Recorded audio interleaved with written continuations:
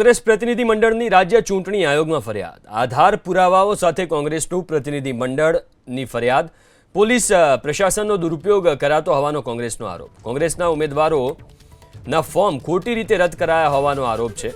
કોંગ્રેસ ઉમેદવારોને ફોર્મ પરત ખેંચવા દબાણ કરાતું હોવાનો આરોપ કોંગ્રેસના ઉમેદવારોને લોભ લાલચ અને પ્રલોભન અપાતા હોવાના આરોપ લગાવ્યા પ્રદેશ પ્રમુખ અમિત ચાવડા સહિતના આગેવાનોની ફરિયાદ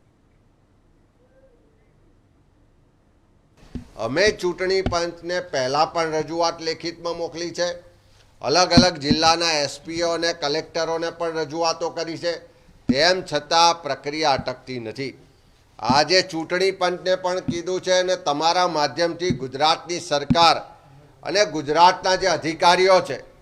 જે પોલીસ વિભાગના અધિકારીઓ અને સરકારના અધિકારીઓ છે અને સાથે એમના ભાજપના મળતિયા બિલ્ડરો બુટલેગરો બધાને જ કહેવા માગીએ છીએ કે આ લોકશાહીનું પર્વ છે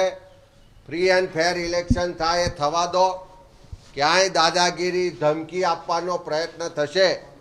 એવા કોઈ અધિકારીઓ કર્મચારીઓ ધ્યાનમાં આવશે તો એને છોડવામાં નહીં આવે અને સમય આવશે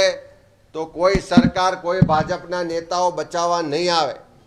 ચૂંટણી પંચ પાસે પણ માગણી કરી છે કે અમે નામજોગ ફરિયાદો આપી છે પોલીસ સ્ટેશન કે ચોક્કસ અધિકારીઓના નામ પણ આપ્યા છે એમની સામે કાર્યવાહી કરવામાં આવે એવી માગણી પણ કરી છે અને આવતીકાલે જ્યારે ફોર્મ પાછો ખેંચવાનો છેલ્લો દિવસ છે ત્યારે અનેક જગ્યાએ આવા લોકો ડરાવી ધમકાવી રહ્યા છે ત્યારે એમને પ્રોટેક્શન આપવા માટેની પણ રજૂઆત કરી છે।